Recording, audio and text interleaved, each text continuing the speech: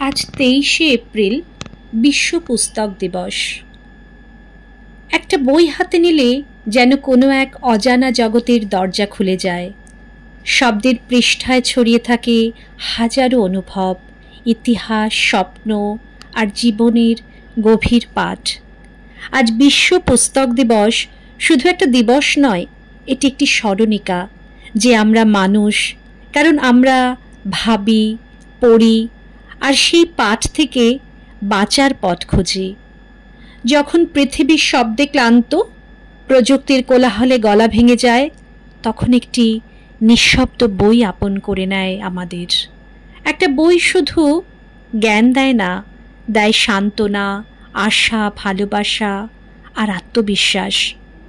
এই দিন আমাদের মনে করিয়ে দেয়, বই পড়া মানে শুধু জ্ঞান অর্জন নয়, আত্মাকে ছুঁয়ে যাওয়া। একটা ভালো বই হতে পারে জীবনের মোড় ঘোরানো একটা আলো। তাই আসুন আমরা নিজেদের আর ভবিষ্যৎ প্রজন্মের হাতে তুলে দিই সেই আলো, একটা বই, একটা স্বপ্ন, একটা মুক্তি। জীবন বদলায় প্রযুক্তিতে, কিন্তু মন বদলায় পুস্তকে।